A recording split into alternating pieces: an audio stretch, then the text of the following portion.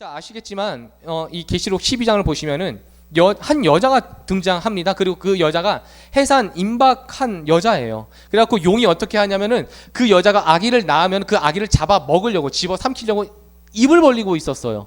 그런데 그때마다 하나님이 어떻게 하세요? 광야로 도망가게 하시고 여자로 하여금 거대한 독수리 날개를 갖게 하시고 그래서 그 모든 용의 공격이 실패하게 만듭니다. 그럼 여러분들 이 여자가 어떤 존재일까요? 캐톨릭 같으면 이제 마리아로 해석할 수 있겠죠. 근데 우리 신앙 공동체도 역시 해석하는 공동체 아니겠습니까? 이 여자는 여러분들 구약 교회입니다. 그래서 구약 역사를 보셔도 돼요. 구약 교회는요, 광야 교회로도 보여지고요, 또는 남유다 약속 한 다윗의 언약을 붙잡고 있었던 예루살렘으로도 보여질 수 있겠죠. 그래서 이 여자로 표현되어집니다. 왜냐하면 하나님께서도 여호와 하나님께서 구약에 이스라엘 두고 주로 어떤 표현을 쓰시냐면 내 딸 시온아, 처녀야, 딸아, 신부야, 이런 표현들을 자주 사용하셨습니다. 어쨌든 이 구약 교회 혈통이에요, 여러분들. 구약 교회는 혈통입니다. 그냥 태어났는데 응애하고 태어났는데 이스라엘 백성이에요. 그럼 어떤 백성이죠? 선민이에요. 아, 너는 하나님 백성이야. 너는 택함 받은 백성이야. 넌 구원 받은 백성이야. 너는 유대인이야. 이 똘똘 뭉쳐진 구약 교회가 있었다고요. 자, 그럼 여러분들 17절이 굉장히 궁금한 거죠. 17절은 뭐예요? 일단 여자가 구약 교회인데 여자를 아무리 상대하려고 해도 결국은 실패했어요. 이 에피소드는 끝난 거예요. 용이 이 에피소드에 대해서 이제 더 이상 상관 안 해요. 이게 끝났어요. 왜냐하면 아기가 태어났거든요. 이 아들이 태어났거든요. 누구겠어요? 예수 그리스도예요. 더 이상 용이 그 혈통에 대해서 상관할 바가 못 됩니다. 그래갖고 이제 이 용이 분노하여 이제는 어디로 갑니까? 이 이야기가 바뀌어져요. 하나님의 계명을 지키며 예수의 증거를 가진 자들과 더불어 싸우려고 바다 모래 위에 서 있더라. 자, 그럼 여러분들 우리가 적어도 이 하나님의 계명을 지키며 예수의 증거를 가진 자가 어떤 교회라는 걸 알 수 있겠습니까? 신약 교회라는 걸 알 수 있겠죠. 새 언약 공동체라고도 부를 수 있을 것 같아요. 근데 여러분들 그럼 옛 언약 공동체와 새 언약 공동체의 구분이 돼요. 하나님 분명히 구분시키고 있으세요. 일단 옛 언약 공동체는 제가 방금 말씀드렸던 것처럼 혈통으로 만들어집니다. 내 의지가 상관없어요. 그냥 하나님 은혜예요. 그냥 내가 태어났는데 그냥 언약 백성이고 내가 태어났는데 레위 지파고 내가 그냥 태어났는데 아빠가 제사장이에요. 그냥 이런 식으로 만들어진 공동체였다고요. 내 의지랑 뭐 이런 게 전혀 상관없었어요. 그냥 하나님의 뭐 은혜죠. 근데 여러분들 신약 공동체는 다르잖아요. 신약 공동체는 어떻게 해서 조직이 되어집니까? 따라해 볼게요. 신앙, 고백. 그 구원의 감격을 따라 그 구원의 감격에 벅차 신앙을 함께 고백하는 그 공동체가 신약교회입니다. 예수 그리스도로 인해서 죄사함 받고 그 죄사함 받은 구원의 감격과 기쁨이 너무나도 감사하여서 그 주님을 찬미하며 다시 오실 주님을 기다리는 그 공동체, 그 믿음으로 지키는 공동체가 신약 공동체예요.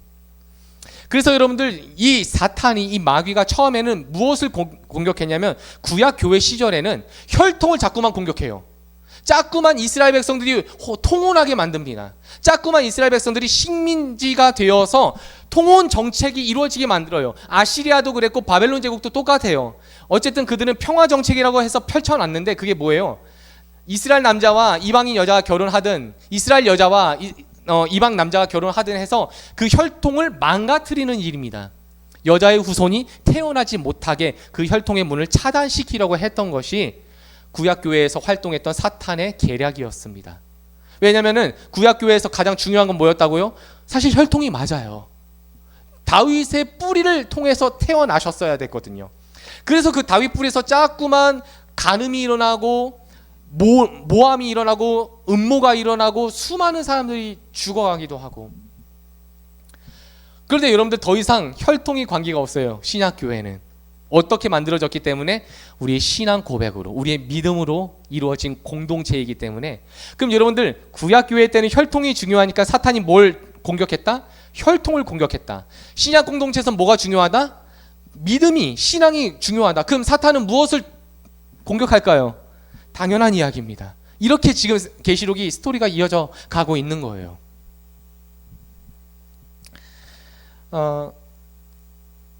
그렇기 때문에 여러분들 지금까지도 우리에게 있어서 가장 큰 타겟 포인트라면은 우리의 믿음일 거예요. 네가 얼마나 배웠냐 못 배웠냐, 네가 얼마나 돈을 버냐 못 버냐, 네가 얼마나 영향력이 있냐 없냐. 이건 사실 여러분들 우리가 살아가면서 죽을 때까지 벗어날 수 없는 이 세상의 한계입니다. 그런데 자꾸만 우리가 거기다가 누가 시키지도 않았는데 자꾸만 거기다 뭘 집어넣어요? 자꾸 우리 믿음을 넣어요. 거기다가 내가 가난할 수도 있고 부할 수도 있는데 거기다 자꾸 믿음을 넣는다고요. 내가 하나님 믿는데 왜 아직도 이래요? 라고. 내가 하나님 믿는데 난 아직도 여전히 왜 이런 모습이에요? 라고 자꾸 믿음을 넣으려고 해요. 이게 사단이 원하는 바입니다. 제가 여러분들 말씀드렸죠. 전도사님, 제가 뒤통수 한 대만 때려도 돼요? 200만 원 드릴 테니까. 네. 자, 여러분들 이거 한 대 때리면 굉장히 기분 나쁘고 열받죠. 누가 때리면 난 2대 때려야 되는 막 이런 게 있잖아요. 근데 만약에 때려놓고 죄송해요 200만 원 줬어요. 그럼 뭐라고 해요? 그걸 합의라고 합니다. 아시죠? 그러니까 만약에 내가 사고가 났어요. 나 너무 아파. 그런데 합의금은 50만 원 딱 내요. 해줄 거예요? 안 해주죠. 근데 한 1,000만 원 갖고 왔어요. 해줘요? 일단 부상의 정도를 볼 텐데 웬만해서는 웬만해서는 오케이. 제가 왜 이 이야기를 하냐면 여러분들 우리 청년들하고도 함께 그 얘기를 하려고 준비 중인데 보상과 위로에 대한 이야기예요. 여러분들 보상과 위로에 대한 이야기. 하나님께서 우리에게 자꾸 무슨 이야기를 하시냐면 여러분들 내가 너희를 위로할 거야. 내가 너희들 눈물을 닦아줄 거야. 내가 너희들을 안아줄 거야. 내가 너희들을 쉬게 해줄 거야. 자, 이 모든 내용을 한 단어로 묶자면 그게 위로입니다. 그게 보상이에요. 근데 여러분 생각해보세요. 어마어마한 보상이거든요. 어마어마한 위로거든요. 영원히 그리스도와 함께 왕노릇한대요. 여러분들 이건 우리가 가히 상상할 수가 없어요. 예전에 저희 할머니 이제 돌아가셨지만 할머니 빨리 천국 가고 싶었어요. 40년 동안 중풍이었으니까. 그래서 빨리 천국 가면 좋겠다. 근데 내가 거기서 영원히 사는 게 영원히 살 텐데 뭐 어떻게 살아야 되는지 모르겠다 이런 얘기를 한 적이 있었거든요. 맨날 이렇게 연속극만 보셨던 분이니까. 그러니까 이 땅에서의 삶이 지루하니까 영원히 살아도 지루할 거라는 선의해가 있는 거죠. 근데 제가 이게 성경 말씀 보다가 뭔가 이렇게 딱 깨달음이 오는 거예요. 그런 걸로 보통 여러분들과 함께 설교 시간에 나누기도 하고 여러분들도 그럴 때가 있잖아요. 설교를 듣다가 깨닫든지 아니면 성경 말씀을 읽다가 깨닫든지 해서 이게 막 그냥 깨달음이 아니라 진짜 벅차게 다가올 때가 있어요. 와, 너무 벅차다. 진짜 너무 감사하다. 너무 새롭다. 이 말씀이 새로운 게 아니라 내게 다가와 주신 나를 발견해 주신 그 말씀이 되게 새롭게 다가올 때가 있거든요. 그런데 여러분들 놀랍게도 하나님 나라에서는 자꾸 그런 일이 발생한대요. 자꾸 놀라운 일이, 자꾸 깨달음이, 자꾸 와 이게 그거였어? 이 감탄이 자꾸만 일어난대요. 그 나라에서. 그러니 지루할 틈이 아마도 없겠죠. 그럼 여러분들 이런 어마어마한 보상을 자꾸만 성경이 말씀하는 거거든요. 그 중에서도 계시록이 제일 많이 말씀해요. 왜일까요? 엄청난 보상을 이야기하는 이유가 있겠죠. 지금 너희가 받게 될 그 고통과 아픔이 만만치는 않을 거라는 얘기입니다.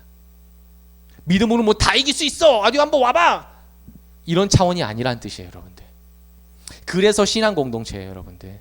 다윗도 넘어지고 아브라함도 넘어지지만 신앙 공동체는 그리스도와 하나 되어진 모임이잖아요.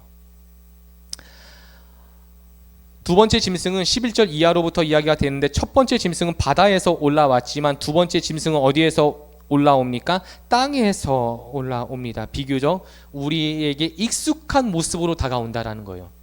바다라는 것은 미지의 세계예요. 이들에게서는. 그러니까 여러분들 한 20년 전에 우리나라 정치가 20년 말고 30년 전이면은 거의 뭐 노태우 정권 이 정도.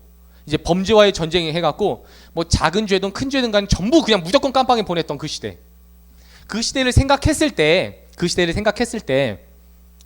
죄송해요, 비하하는 거 아니에요? 여성 대통령이 출마할 수 있으리라 생각했었습니까? 노태우 정권, 전두환 정권 시절에 어느 누가 그런 생각을 했겠냐고요, 여러분들. 불과 20-30년인데. 그렇죠. 그러니까 여러분들 이 정치라는 세력과 그들의 계획은요, 이렇게 우리가 알 수가 없어요. 어떻게 흘러갈지를. 굉장히 치밀하기 때문에. 그래서 그들을 미지의 세계라고 두고 있는 거예요. 그런데 이 땅에서 올라온 짐승은 제법 익숙해요. 왜냐하면 우리가 가진 종교와 교육이기 때문입니다. 물론 여기선 종교지만 제가 다시 한번 말씀드려요. 종교와 교육이 따로 구분되는 시대가 아니었습니다. 그리고 사실 지금도 그런 셈이고요. 첫 번째 짐승은요, 사탄과 유기적인 관계를 맺고 있다라고 말하고 있어요. 그에게 권세를 받기도 하고요. 그리고 나서 이 짐승이 거짓 선지자 노릇하면서 종교적인 핍박을 예고하고 있습니다. 그런데 이 짐승의 모습이 어떻게 생겼어요? 11절 읽어볼게요. 시작. 내가 보매 또 다른 짐승이 땅에서 올라오니. 왜 어린 양이에요, 여러분들?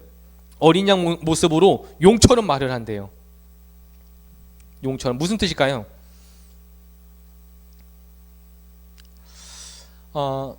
정치적인 세력은요, 여러분들을 봐주지 않습니다. 정치적인 세력은요, 법을 가지고 공권력이라는 힘을 가지고 우리를 압제할 수가 있기 때문이에요. 그렇죠. 그런데 종교나 교육은 조금 이야기가 다르죠. 종교와 교육은요, 뭘로 하는 거예요? 주로 말로 하는, 법이 아니에요. 법이 아니라 말로 합니다. 그럼 그 말이 무섭기도 해야겠지만, 가스라이팅이라고도 하죠. 그렇게도 해야겠지만 그 전에 어떻게 해야 되냐면은 그 말하는 화자를 신뢰하게 만들어야 돼요. 그 화자를 신뢰하기만 하면은 이 화자가 이거는 하얀색이야, 이거는 검은색이야, 이렇게 말해도 믿게 만드는. 그러려면 어떤 모습이 좀 더 낫겠습니까? 이왕이면 양의 모습이 낫죠. 이왕이면 정말 예수 같은 모습, 이왕이면 정말 신 같은 모습이면 더 좋겠죠. 그래 놓고서는 용처럼 말을 합니다. 선한 이미지를 가지고 거짓말을 한다는 뜻입니다. 뭐 용처럼 말한다고 해서 막 무섭게만 얘기하고 그게 아니라 선한 이미지를 갖고 거짓말을, 그러니까 사기꾼이죠. 구약 이야기로 따지면은 거짓 선지자입니다. 우리 12절과 13절도 한번 읽어보죠. 시작. 그가 먼저 나온 짐승의 모든 권세를 그 앞에서 행하고 땅과 땅에 사는 자들을 처음 짐승에게 경배하게 하니 곧 죽게 되었던 상처가 나은 자니라. 큰 이적을 행하되 심지어 사람들 앞에서 불이 하늘로부터 땅에 내려오게 하고. 자, 보면 여러분들 12절에서 보시면요, 저는 종교 세력이라고 부를게요. 이 종교 집단이 누구를 경배하게 만드냐면 법을 따르게 만든다는 거예요. 왜냐면은 지금 이거를 이제 신학자들은 악한 삼위일체라고도 표현을 해요. 용, 그리고 바다 짐승, 땅 짐승 해갖고. 왜냐하면 이 사탄은 끊임없이 하나님을 모방하려 하니까요. 어쨌든 정치 세력과 함께 손을 잡고 있다는 것이 분명하고요. 13절에 보면 신비한 기적도 나타납니다. 그래서 여러분들 제가 계속 거듭 강조하지만 기독교는 신비의 종교가 아닙니다. 기독교는 기적의 종교도 아닙니다. 기독교는 감사예요, 여러분들. 감사로 시작하는 거예요. 우와, 야, 금리빨 됐어, 와봐봐. 야, 병 나왔어, 와봐봐. 이게 아니라 내게 주신 그 구원의 감격이 너무나도 감사하고 벅차서 그 기쁜 소식을 함께 전해서 함께 즐거움을 얻고자 하는, 그것이 여러분들 우리의 중심에 있지 않으면 자꾸 우리의 눈이 다른 곳으로 향하게 됩니다. 14절도 한번 읽어볼게요. 시작. 짐승 앞에서 받은 바 이적을 행함으로 땅에 거하는 자들을 미혹하며 땅에 거하는 자들에게 이르기를 칼에 상하였다가 살아난 짐승을 위하여 우상을 만들라 하더라. 자, 이제는 어떻게 해요? 대놓고 얘기합니다. 자, 이 엄청난 기적을 베푼 우리 신에게 경배하자라고 합니다. 여러분들 딱 이 정도 텍스트만 봐도 우리가 알 수 있는 게 있어요. 거짓 선지자 또는 귀신의 영이라고도 함께 표현해 볼게요. 그들도 기적이 나타난다, 안 나타난다? 나타난다예요. 힌두교에 기적이 없습니까? 물론 불교는 종교라고 보기는 어려워요. 철학에 가깝죠. 그들이 신을 믿는 건 아니니까. 어쨌든 간에 반종교, 반철학이라고 보았을 때 그 안에 기적이 없겠습니까? 기적이 있습니다. 이슬람에도 기적이 있고요. 심지어 우리 샤머니즘에도 있죠. 있어요, 기적들이. 그런데 자꾸만 기독교가 기적을 얘기하면 그때는 어떻게 하자는 거예요? 능력 대결하자는 거예요. 파워게임 하자라는 거예요. 무당하고 목사 중에 누가 더 센가? 그럼 칼날 위에 누가 섰냐? 이런 시험 테스트 하면은 어떤 목사가 칼날 위에 설 수 있어요? 그럼 하나님이 진 거예요? 그렇게 되면 안 된다라는 거예요. 이미 대결 구도가 달라요. 아니, 대결할 깜도 안 되죠. 어쨌든 중요한 거예요, 여러분들. 병 고침과 죽을 병을 고치는 기적도 마귀 가능합니다. 지금 그 얘기하고 있는 거예요. 무조건 죽을 병을 고쳤다고 해서 하나님이 했다라고 말할 건 못 돼요, 여러분들. 병이 나았어요. 병이 나아갖고 그 사람이 막 병 낫기를 막 간증하고 전도합니다. 너도 와봐, 병 나을 수 있다라고. 그럼 여러분들, 이거는 샤머니즘이에요. 그런데 그 사람이 병 고침을 받았어요. 그리고 나서 그 열 문둥병자처럼, 문둥병자 중에 사마리아 한 사람은 어떻게 해요? 다시 예수님께 찾아와서 뭐랍니까? 감사해요. 예수의 그리스도 되심을 고백하는 거예요, 여러분들. 바로 이거예요. 주님이 바라시는 신앙의 고백입니다. 그러니까 병 고침이든 어떤 기적이든 삶의 어떤 개선이 일어났을 때 그것으로 만족하는 것이 아니라 그걸 통해 예수의 그리스도 되심을 고백할 수 있으면 저는 그것도 굉장히 좋은 복이라고 생각합니다. 기적이 있어야죠, 여러분들. 근데 기적만으로는 안 돼요. 우리 신앙의 고백, 그리고 우리의 감사가 하나님을 기쁘시게 하기를 바랍니다. 근데 여러분들, 이러한 기적, 이러한 신비주의가 매일 일어나도 만들 수 없는 게 있어요. 병고침도 가능해요. 병고침도 가능하고 부자가 되게 하는 것도 가능해요. 뭐 로또를 터트린다든지 잭팟을 터트린다든지 해서 부자가 되게 하는 것도 가능해요. 또는 내 삶의 성공을 가져다 주는 것도 가능합니다. 그런데 이 기적들이 다 할 수 있는데 못하는 게 딱 하나 있어요. 이거는 절대 못해요. 우리 기독교 신앙이 이걸 놓치고 있어요. 뭐냐면은 믿음이에요, 여러분들. 그러니까 우리는 예전에 부흥에 데꼬는 이유가 뭐예요? 막 예언한다, 병 고친다, 무슨 능력 나타난다, 그러니까 그 기적 보고 믿어라, 이거잖아요. 여러분들, 광야 40년 중에 하나님이 매일같이 기적을 베푸시거든요. 매일 만나의 기적을 주셨고요, 매일 구름 기둥을 보여주시고, 매일 불 기둥을 보여주시고, 매일의 상번제 속에 저녁 예배와 아침 예배 때마다 하나님 임재하셨어요. 시내 산에서 하나님께서 우레 같은 목소리를 발휘하시고요, 적군들이 쳐들어왔을 때 한 사람도 죽지 않고 늘 이스라엘이 승리합니다. 이 수많은 기적들을 매일같이 수도 없이 40년을 봤는데 이스라엘 1세대가 갈렙과 여호수아 외에는 단 한 사람도 하나님을 믿지 않았습니다. 기적은요, 믿음을 만들 수 없어요.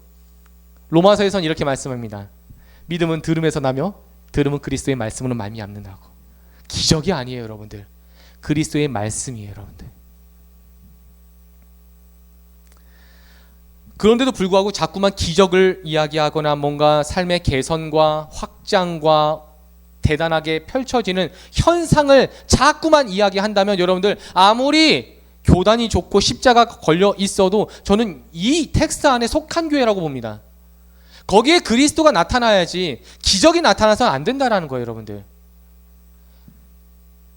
믿는 자에게는 이러한 표적이 따르리니 곧 새 방언을 말하며 뱀을 집어들어도 해를 당하지 않고 무슨 독을 마셔도 해안 받지 않고 귀신을 쫓아내며 병든 자에게 손을 얹으니 나으리로다. 자, 그런데 보세요, 여러분들. 이 일이 지금 교회에서 일어나요? 아, 뭐 아프리카에서 일어나고 있어요. 저기 뭐 겨우지나 삼국에서 일어나고 있어요. 그럼 하나님 나라가 거기에선 일어나고 여기서 안 일어나요? 그 이야기가 아니라 그 위를 보시면 믿는 자가 뭐냐면 완료형으로 써 있거든요. 그러니까 여러분들, 우리의 믿음이 완료형이에요, 진행형이에요? 진행형이죠. 우리의 믿음 언제 완료돼요? 하나님 나라 때. 그거 이야기하고 있어요. 하나님 나라의 완성에 대한 이야기를 한다고요, 여러분들. 근데 자꾸만 그래. 자꾸만 그렇게 얘기하면서 이 표적을 나타나지 않으면은 교회 뭐 목사가 좀 기도가 부족했고 뭐 이런 이야기도 하고, 또는 표적이 나타나면 대단한 능력자. 저는 여러분들, 그런 능력은 없다만 그리스도께서 주신 믿음이 가장 큰 기적 아닙니까? 내 삶의 주인을 하나님으로 바꾼다는 건 이건 기적이죠. 이게 의지로 됩니까?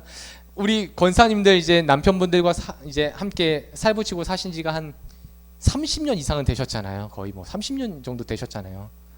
근데 남편이 바뀐다라고 했을 때, 정말로 내 마음에 쏙 맞게 바뀐다라고 했을 때 가능할 것 같으세요, 이거? 한 20년만 더 버텨보면 가능할까요? 아, 사람은 안 바뀌어요. 왜냐면 내가 주인이니까. 그런데도 불구하고 내 삶의 주권을 양도하는 어마어마한 사건이 일어났다면 이거보다 큰 기적이 어디 있겠냐고요. 제가 최근에 지금 일하고 있는 공장에 이제 팀장이 있는데 보통 한 달에 한 크게 벌면 뭐 2천 이상 번대요. 한 달에 본인은.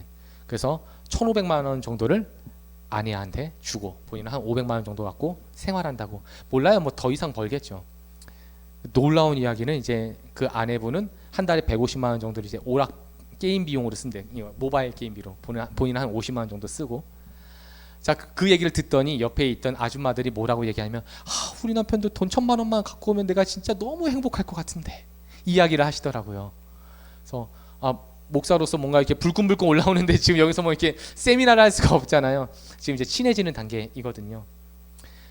그래서 그런 생각이 좀 들어요. 여러분 1,000만 원 딱 매월 1,000만 원이 통장에 딱딱딱 꽂히면 행복할까? 여러분들 우리는 지금 행복할 것 같잖아요. 근데 우리의 이런 행복할 것 같은 이야기를 먼저 살고 있는 사람들이 있어요. 먼저 이미 돈 1,000만 원씩 꽂히는 사람들이 있다니까요. 그 사람들한테 물어보면 될 거 아니에요. 만족하냐고, 행복하냐고. 아닐걸요. 아닌 이유가 주식해요. 그분들이 부동산도 하고 투자도 하고 다른 걸 또 뭔가 돈을 더 모아내려 하겠죠. 왜 그럴까요? 여러분들 우리는요 돈으로 행복할 수 없어요. 그 이유는 내가 행복할 만큼의 돈을 벌 수 없으니까요. 그만큼 벌 수 있는 능력도 안 되고 그만한 돈도 없을 거예요. 그래서 얘기가 좀 옆으로 샜는데 어쨌든 여러분들 기적이라는 것보다 우리는 예수를 그리스도로 믿는 믿음을 주셨다는 그 선물에 깊이 감사할 수 있는 저와 여러분이 되길 바랍니다. 수비학에 대한 이야기가 있는데요. 우리 15절 한번 읽어볼게요. 15절입니다. 15절 16절 시작.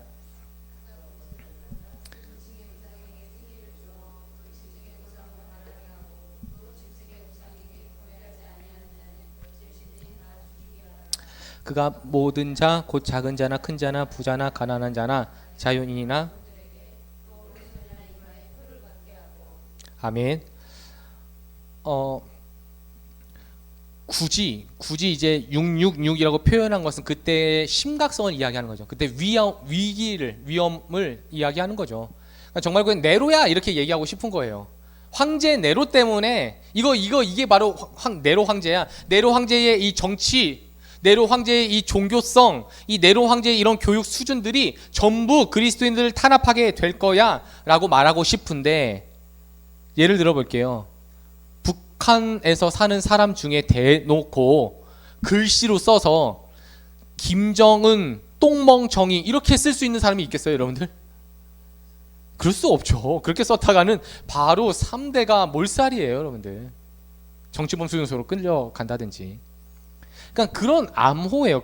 1세기 사회에서는 충분히 통용될 수 있었던 암호인데 이것이 너무 왜곡되고 와전화된 것 같아요. 지금 이제 21세기 사회까지 오면서. 이때는 물론 네론 카이사르 이 수를 이제 게마트리아로 풀면은 666이 나옵니다. 그 알파벳마다 가지고 있는 고유 숫자들이 있거든요. 그래서 그걸 더하고 해서 666이 나와요. 그랬더니 이걸 가지고 이제 뭐 컴퓨터 바코드다, 2000년대 밀레니엄 버그다, 뭐다 이제 뭐 손목에 바코드 뭐 이런 생각을 하는데 17절에 보시면 여러분들 16절에 보시면 오른손에나 이마에 이 얘기 하죠. 여러분들 이 얘기 어디서 들어본 것 같지 않아요? 오른손과 이마? 신명기예요, 여러분들. 신명기 6장에 보시면은 하나님의 언약 백성들 그 후손들에게 어떻게 가르쳐라. 너희도 후손들 가르칠 때는 너희 죽을 힘을 다해서 여호와를 사랑해라. 그 하나님을 섬겨라. 그런데 어떻게 사랑하고 섬겨라 해요? 이마에 하나님 말씀 두고 손목에 하나님 말씀 두라 했더니 진짜 유대인들이 뭐 하고 다니죠? 둘 말아갖고 여기 이마에 탁 붙이고 다니고 손목에 막 이렇게 감고 다니잖아요. 말씀들을. 지금도 그래요. 근데 그 뜻이 아니죠, 여러분들. 하나님이 주신 고대 사회 이미지 언어잖아요. 굉장히 단순해요. 오른손이 뭐예요, 여러분들? 여러분들 왼손이 익숙해요, 오른손이 익숙해요? 익숙하게. 하나님 말씀에 대한 익숙함과 숙련도 신명기 6장에서는 적어도 그렇습니다. 이마는 뭘까요, 여러분들? 히브리인들에게 있어서 이마는요 사고 체계예요, 여러분들.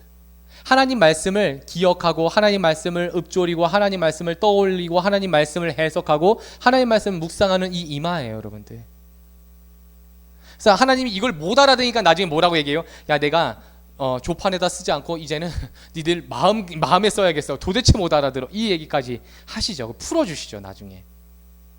자, 그 이야기 모티브를 갖고 옵니다. 신명기 6장의 모티브를 가지고 와서 계시록 13장에 들어가 보면은 지금 세상 사람들은 특별히 이 바다 짐승과 땅 짐승, 이 정치 세계를 그대로 따라가고 이 세상에 있는 종교와 이 세상에 있는 교육을 그대로 따라가는 사람들에게는 무엇이 익숙하고 무엇만 생각한다? 매만 먹고 사는 일이에요. 이 세상의 종교가 그렇게 만들고 있고요. 종교 왜 믿어요? 먹고 사는데 잘 되라고. 교육 왜 해요? 교육 왜 좋은 대학교 가야 돼요? 더 잘 먹고 더 잘 살아야 되니까. 어떻게 해야 돼요? 정치는 잘 사는 나라, 잘 먹는 나라로 만들어줘야 돼요. 결국에는 이 머릿속에 뭐만 있어요? 잘 먹고 잘 사는 일? 이 익숙함은 어디에 있어요? 잘 먹고 잘 사는 일. 이거예요, 여러분들. 그러니까 예수 그리스도를 믿는 사람들하고는 너무나도 세계관과 사고체계가 다를 수밖에 없겠죠. 결국에 여러분들 이 두 마리 짐승을, 아니 세 마리 짐승이라고 할게요. 저는 이 세 마리 짐승을 개인적으로는 경제라고 생각합니다. 경제. 왜냐면은 이 경제 사회에서 가장 중요한 게 뭔지 아십니까, 여러분들? 그게 신용이에요. 신용. 만약에 제가 신용 불량자라면은 은행에 무슨 말을 감언이설을 해도 대출 안 해줘요. 근데 제가 막 아파트도 비싸고 좋은 차 끌고 다니고 막 적금이고 예금이고 막 엄청 하고 있으면은 신용 점수가 어떻게 돼요?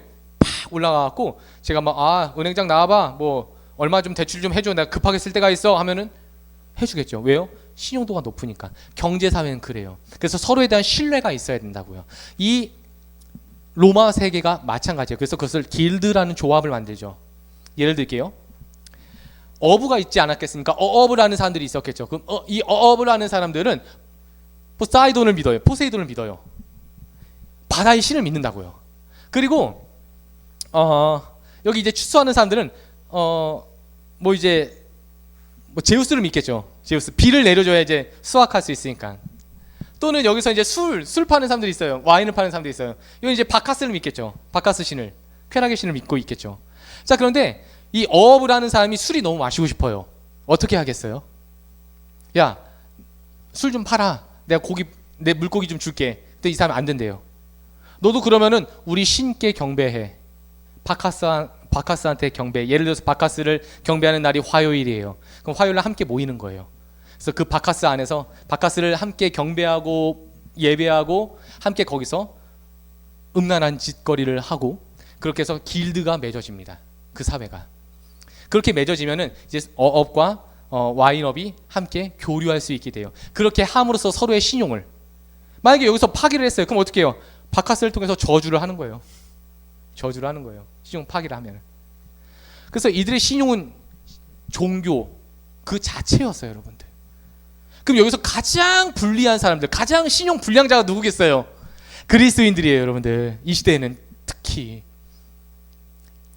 일요일이면 태양신을, 로마가 말하는 그 태양신을 경배해야 되는데 그러지 않아요. 유일하게 굽히지 않았던 집단이 그리스도인들이었습니다. 그러니 이들은 불이익을 당할 수밖에 없었겠죠. 신용을 받을 수가 없었습니다. 결론을 좀 맺겠습니다. 그런데 여러분들, 우리가 이렇게만 계시록을 2000년 전 이야기를 하기에는 너무나도 간격이 있다라는 거죠. 지금 우리는 그렇게 뭐 박해를 받지 않는 것 같은데, 뭐 나도 뭐 신앙생활 하면서 먹고 살 정도는, 뭐 누리는 정도는 뭐 벌고 있어. 괜찮아. 나 이렇게만 해도 될 것 같아. 자, 이렇게 생각하면 오산이라는 거죠. 17절 보시면 여러분들 매라는 단어가 보이세요? 매. 이 단어가 물론 우리에게 있어서는 이제 경제적인 단어로 경제 단어로 사용되어지는데, 헬라어에서 아고라라는 단어로서 바쁘다라는 뜻입니다. 바쁨, 분주함. 이걸 놓치면 안 돼요, 여러분들. 먹고 사는 일이 머리에 꽉 차고 그게 익숙한 사람들은 그 삶이 어떤지 아세요? 늘 바빠요. 굉장히 바빠요. 여러분들, 우리 지금 살아가는 이 세상에서 어떤 사람이 좀 잘 사는 사람 같아요? 시간적 여유가 많은 사람이 잘 사는 사람이에요? 아니면 열심히 살아가면서 바쁜 사람이 잘 사는 사람이에요? 우린 누구나 바쁘기를 원해요. 이미 그렇게 교육을 받고 있는 거예요. 바빠야 사람답게 사는 삶이라고 생각합니다. 근데 성경은요, 바쁘지만 게으른 사람이 있다라고 얘기해요. 바쁘지만 게으른 사람. 하나님을 아는 데 있어서, 하나님께 감사하는 데 있어서, 하나님께 나아오는 일에 있어서는 굉장히 인색하고 게으른 사람들, 그 사람들이 여기에 속할 수도 있겠죠. 여러분들, 바쁨 자체가 나쁜 건 아니에요. 근데 그 바쁨의 이유가 무엇이냐는 겁니다. 그래서 여러분들, 결국 계시록 13장은요, 우리가 신앙생활 하다 보면은 이 땅에 대한 이야기들만 너무 많이 하는 것 같아요. 사실 이 땅에 대한 이야기. 그럼 이 땅에서 어떻게 살라는 거예요? 하나님도 잘 믿고 뭐 나라의 권세 또는 뭐 종교 교육이 무너지고 있는데, 그럼 나보고 어떻게 살라는 거예요 이 땅에서? 라고 할 게 아니에요. 계시록이 자꾸 보여주는 게 뭐냐면 하늘에서 어떻게 살아야 할지를 이야기하고 있거든요. 근데 자꾸 우리의 수준과 우리의 익숙함은 자꾸 이 땅에서 어떻게 살 건가를 이야기하고 있어요. 하늘에 대한 삶은 너무 모호하다고 보는 거죠. 아니면 보지 않고 있거나, 보려고 하기만 한다면 볼 수 있을 텐데 애초에 보려 하지 않아요. 보려 한다면은 가장 먼저 성경을 들었겠죠. 그래서 여러분들, 성경 들지 않은 사람이 하나님 나라를 본다, 성경 들지 않는 사람이 하나님 나라의 삶에 대해 이해하고 있다, 이것은 사실은 거짓말일 수밖에 없어요. 하나님 나라에서 어떻게 살아야 되는지, 성도로서 어떻게 살아야 대한 이야기가 창세기 1장 1절부터 써 있잖아요. 하나님의 창조주 되심을 믿으십시오 라고요. 하나님의 창조주 되심은 우리에게 있어서 가장 큰 은혜입니다. 근데 우리는 용서할 힘이 없어요. 그렇죠? 그래서 하나님께서 우리에게 무엇이 되어주십니까? 용서할 힘이 되어주세요. 십자가의 능력으로. 근데 우리는 만족할 수 없어요. 그런데 하나님께서 어떻게 해요? 예수 그리스도라는 그 은혜를 주심으로 우리 안에 만족이 창조되어집니다. 가난하고 병들고 불안한 이 세상 속에서 우리가 어떻게 행복할 수 있을까요? 무엇을 갖고? 하나님께서 그리스도라는 행복을 우리 안에 창조해 주세요. 우리에게는 없어요. 우리 만들 수도 없어요. 근데 우리 안에 자꾸만 없는 것을 있는 것으로 창조해 주신다고요. 기쁨을 창조해 주시고, 평안을 창조해 주시고, 편안한 잠을 창조해 주신다고요. 그래서 창조주 하나님을 믿는다는 것은요, 이 땅을 살아가는 우리에게 가장 큰 위로가 되어집니다.